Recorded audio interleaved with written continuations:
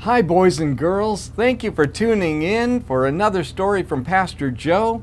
Hey, I just want to tell you a story about something that happened to me long ago. You see, way back in the 1990s, I was the pastor at this church. And then I moved away and I did some other things. And then I moved back here about 8 years ago. And I'm back now, but I was here a long time ago as the pastor of this church. And something else that I did when I was in my younger years was I made a CD. You know what a CD is still, right? Now not so many people are buying CDs. They can just get things on their computer online, and I don't understand that because I'm just so old about that.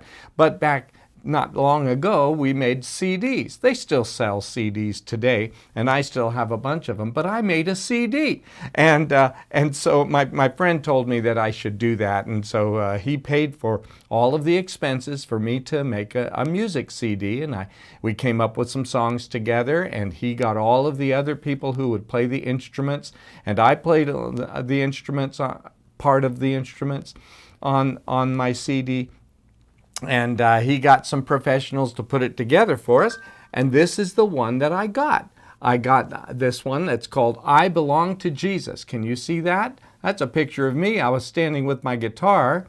Let's see, where was I standing? Oh, it was in Omi Gardens. Have you heard of Omi Gardens? Omi Gardens is right at the north end of town up here. And so I made this CD, well, they made it for me, and here's the list of the songs on the back. You see all of those songs, and the one that the song title that they put on the top is the one that I wrote. I only wrote like 2 songs in my life, and one was a love song for Miss Julie. But anyway, this one was a love song for Jesus. I belong to Jesus. And I enjoyed singing that song. And so I made this CD. Well, I sold a whole bunch of them, and my friend said, you know what? You should probably make another CD. And I said, well, okay. And he helped me make another CD. So now I have the 2 CDs. And you know what I would do is I would go and I would hold concerts. You know, I would go from one church to another for fun, like on a Sabbath afternoon.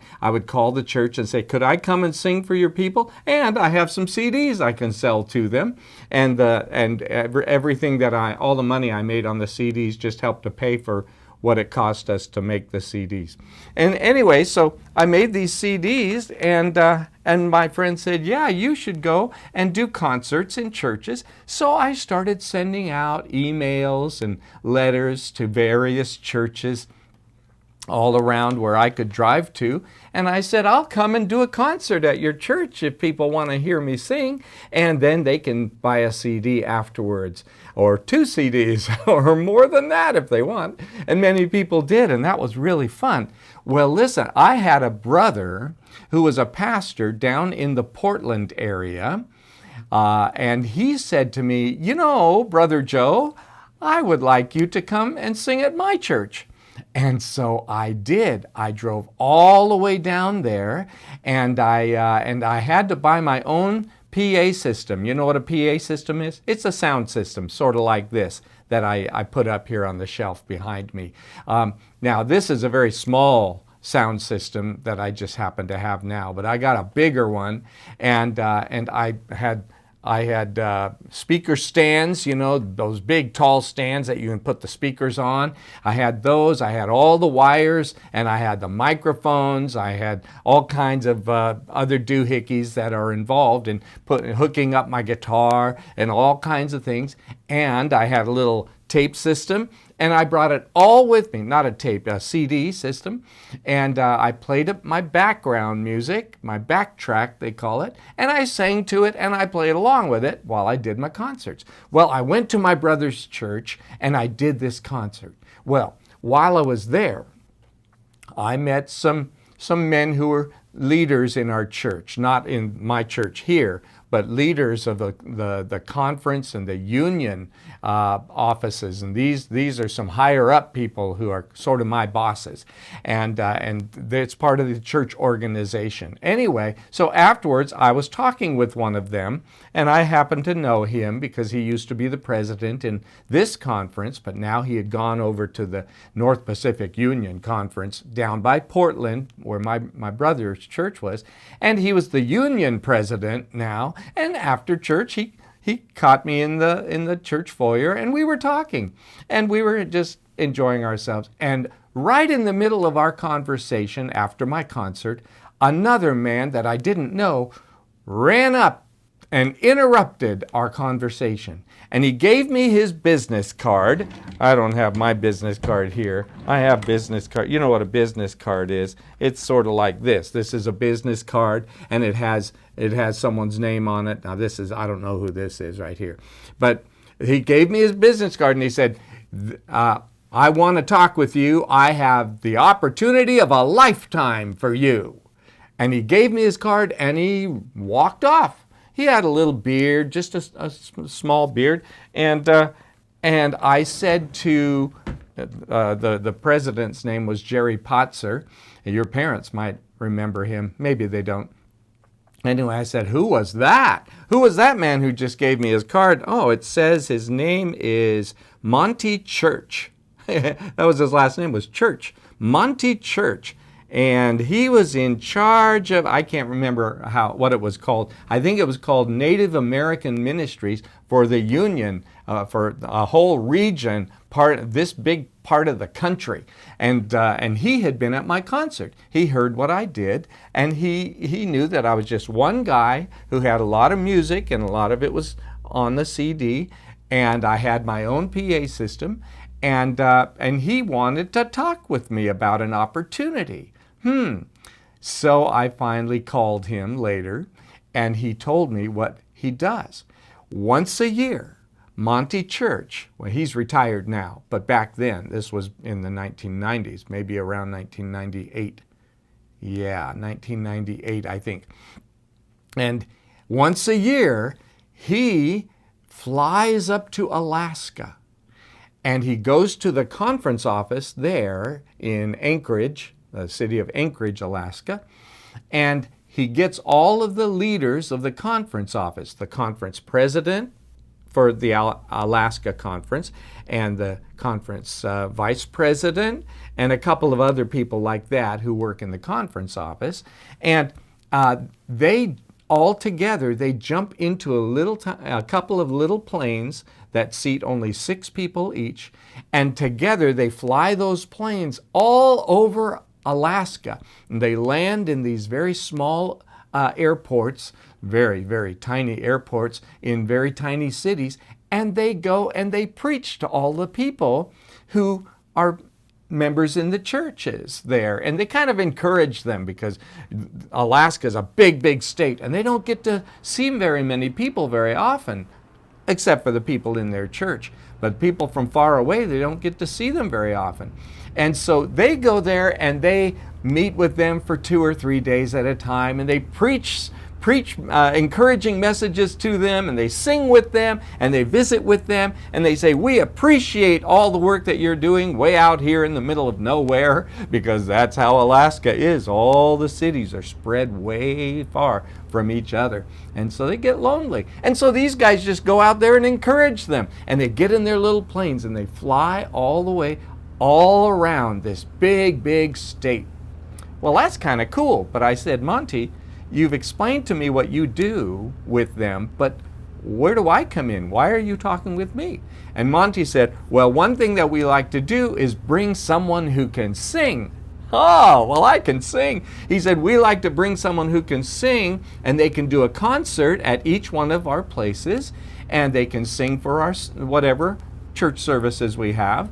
And he said, I noticed that you sell CDs. I'll tell you what, the people are so lonely out in these churches in the middle of nowhere. They love to buy the CDs from whoever comes out because they just never get to hear people live and they can't get their hands on things. So he said, you need to make a whole bunch of these CDs, copy a whole lot more, and then sell them, and it'll make you a lot of money. And I thought, well, that sounds nice. Not that it makes a lot of money, but you'll sell a lot of them, and that's what I made them for, was to have people listen to my music, right? He said, this is a great opportunity of a lifetime for you. So are you going to come? And I said, well, let me talk with my wife, because it was going to be, I can't remember how many days, but it was going to be a couple, 3 weeks that we would be away. And so I said, let me talk to Miss Julie about it. So I asked my wife, and she said, Joe, this is an opportunity of a lifetime. Who cares about your CDs? You'll get to see Alaska. First you'll go to Anchorage, and then you'll go to Dillingham, this place out a long ways west from there. And then from Dillingham you'll go up to Bethel, this tiny little town in the middle of nowhere, in the middle of this whole big state. And then from there, I think you'll go up to Seward, and then you'll go up to Point Barrow. They call it something else now. It's a confusing name. But Point Barrow, which is the very top of the state, way up high, where it's very, very cold. And then you'll go to Nome, Alaska. You'll see all of these great cities that very few people get to see because it's so far away. Costs a lot of money to get there too. But you'll get to fly in little airplanes. Oh, this will be great. In fact, my wife said, you should get a video camera. Back then we needed video cameras. We didn't have smartphones that could take pictures and things.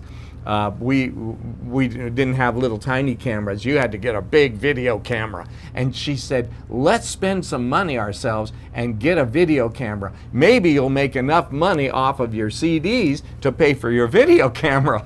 But you should do that so you can record everything that you see up there. You should go. I said, but I don't want to go without you. She said, no, they don't have enough room in the airplanes to take both of us. And so I decided I would go. And I drove back down to Portland when the day came, and I stayed at my brother's house one night, who lived there, and then when he took me to the airport, and I left my car there at my brother's house, and he drove me to the airport, and I got on a big jet, an Alaska Airlines jet, and we flew all the way up to Anchorage, Alaska, the biggest city in Alaska. And then we stayed over that night, and in the morning they took us out to eat. And there were just a few of us because we only had 2 planes that could only hold 6 people each. But in fact, all we were going to have was a total of 7 people. That's all in these 2 planes. And the rest of the space inside the planes were going to have luggage, and I was supposed to get a tiny little PA system.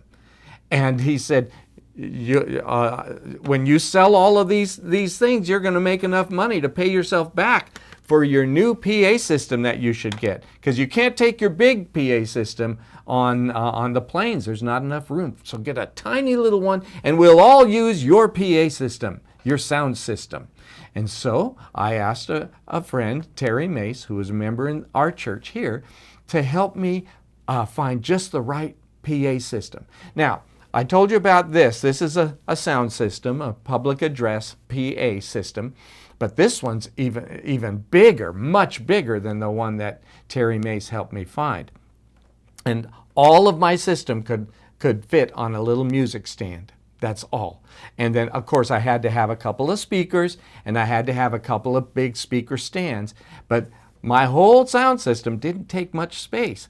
But when you put that alongside all of our luggage, only 7 of us could ride in these 2 airplanes that flew all over Alaska. And you know what time of the year we went? In January and February. It was just the end of January into the beginning of February, right about now. And in Alaska, there's snow all over and ice all over during this time of the year, isn't there?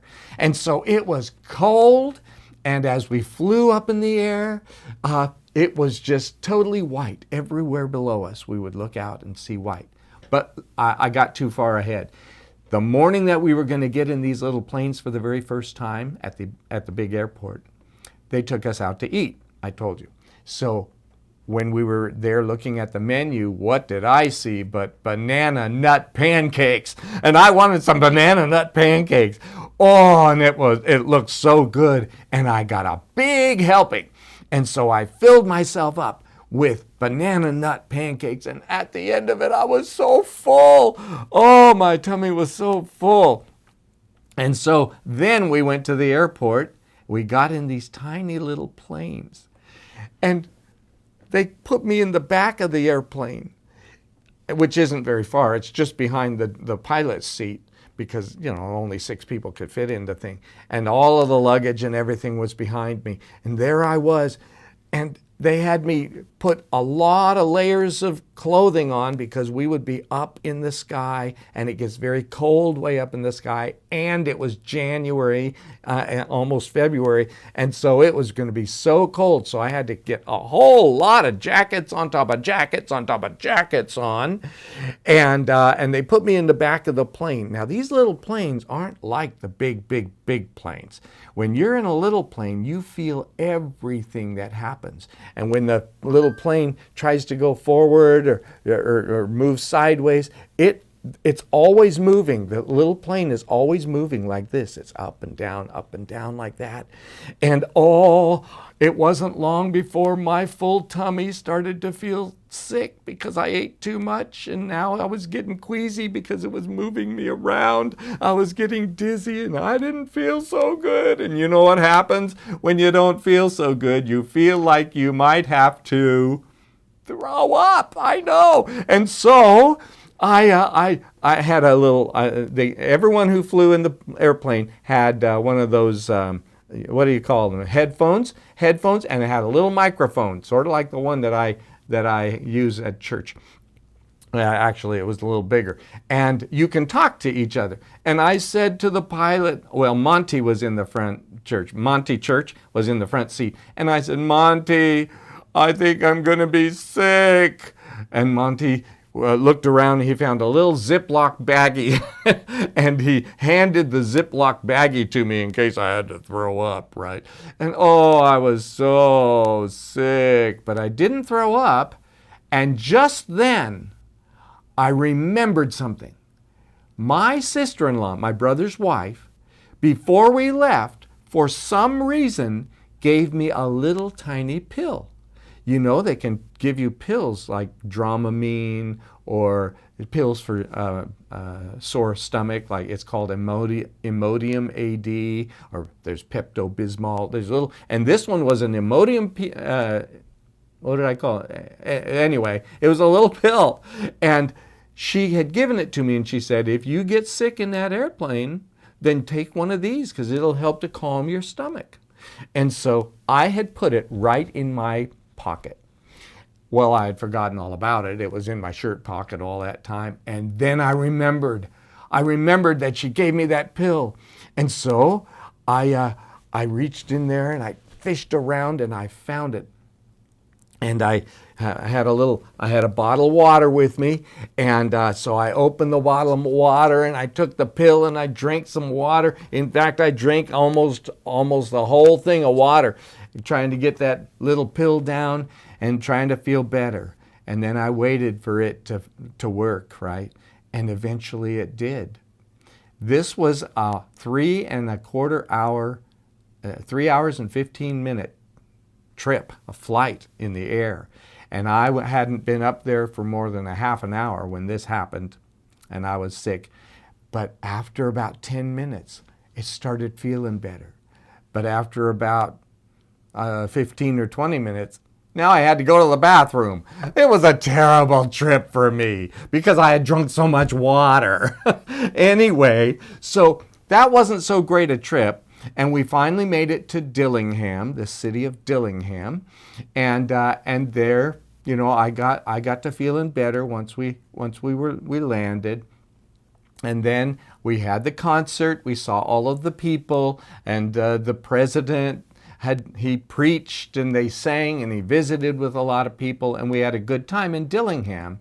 While we were in Dillingham, we took a little drive to find this little tinier church that was way out away from Dillingham. And those people were very lonely and they needed to be encouraged. And so we got in a Jeep and we drove over the ice a long ways out. And well, there was something in the way that the bridge was closed or something. We couldn't actually get there. So we turned around and we headed all the way back. And when we got back to where we were staying, I stepped out of the Jeep and I slipped on the ice. And I was holding on to the car door and I slipped and I pulled my back out. You know how you pull your muscles? Maybe you don't know, but maybe your mom or dad know, or your grandparents might know. And I turned the wrong way and it pulled my back out. And my back, I don't have a very good back anyway. And so now I was in pain. I was having a not so good trip, you know. It was nice to see everybody and see, oh, it was so beautiful up there, looking out through the, through the windows of the plane too. And that was good, but oh, I was just having one thing go wrong after another. It was amazing. Well, anyway, the time came for us to leave Dillingham, and we were going to fly straight north to a little tiny town called Bethel, Alaska. And we made it there, but they didn't make me sit in the back seat. They put me in the front seat next to the pilot, where the front of the plane doesn't move quite as much as the back of the plane. Monty sat in the back of the plane, and he was very comfortable because he rode in those planes all the time. So I thought this was really good. That worked out much better, even though it still wasn't that comfortable. And we had a couple other scary things happen in this plane. And it was a beautiful little plane. It was some kind of a Cessna. And so we made it. It was only an hour and 45 minutes. We had to fly up to Bethel. And we got to Bethel, but my back was still hurting. And I was in so much pain. But I was able to do the concert, the little concert in this little church, and they preached and we met with the people, and I got to stay with this family that was taking care of us there. Well, after we stayed a couple of days in Bethel, our next trip was going to take us all the way up to the top of the state, and we were going to be in those little airplanes for 12 hours. 12 hours, that's like a whole day sitting in a little tiny plane. And I had a terrible backache, and I didn't want to get sick again, and I started to pray. I prayed, Lord, I don't know what to do. I feel like I'm stuck up here in the middle of Alaska. I don't know how I'm going to make it. And I was moaning. My pain was so strong. I was a big baby is what I was. And I was moaning, oh. And you know what? I guess I made too much noise. And Monty Church was in the next room, and he heard me moaning. And he came to my room, and he sat on the bed next to me, and he said, Joe, what's the matter? And I told him that I pulled my back out and I didn't want to complain, but I didn't know how I was going to be able to take this trip. He said, we can get you to a doctor real quick and have them try to help you and get you some pills, and or we can get you to a chiropractor, sort of a more, anyway, another kind of doctor who could maybe help massage your back and work on your back. And I said, no, this has happened to me before. I'm not going to be okay for 4 or 5 more days. I'm usually just flat on my back for a long time when my back pulls out like this and in a lot of pain, and I just have to wait it out. I finally said to Monty, I don't think I better go on this trip. I think I better go home. Well, that was going to be a problem for them because they were depending on my sound system. They were depending on me singing for the people up there at the top of the state and all of the other stops we were going to make before we went home. But I just couldn't take that trip. And I had prayed, Lord, get me out of this, please. And Monty finally said, okay, we'll get you to the airport. And they have a big jet in the Bethel airport. It's an Alaska Airlines jet. And we'll put you on that and send you home. And he said, we can pay for your trip from Bethel back down to Anchorage, but then you're going to have to pay to change your ticket, and it shouldn't cost you very much at all, maybe $25 or $35, that's all.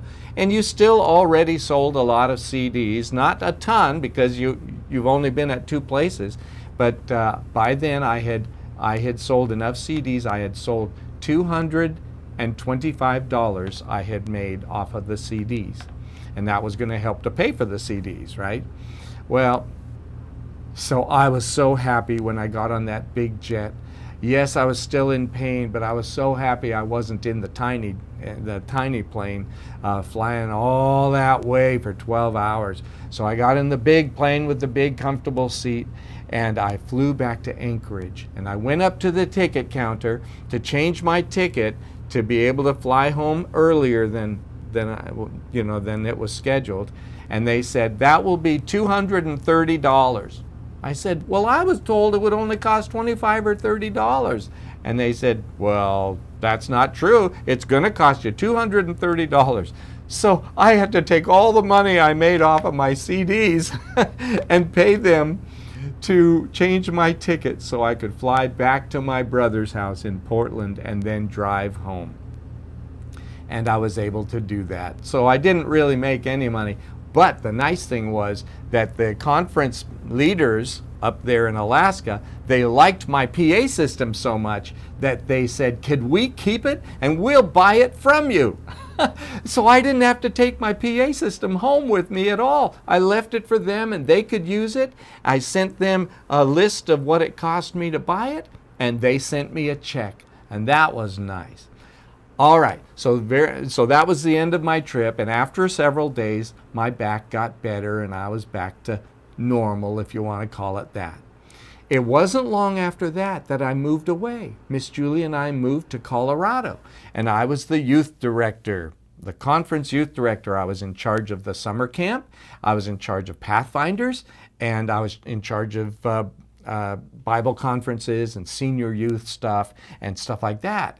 And I traveled all over as a conference youth director. And then we had a big camporee. That's where Pathfinders from all around the world, mostly around our country, all went to this one place in Wisconsin, the state of Wisconsin. It's called Oshkosh. And they all went there. Well, I was a new youth director, and it was for kids, and so I went there. And while I was at this big camporee, I was walking among 10,000 people. Many people were there, and of course there have been 25 or more thousand people since then at other ones. But at mine, at the one I was at was the very first one, and I was walking along the street there at the camporee, and who should I see walking toward me but Monty Church.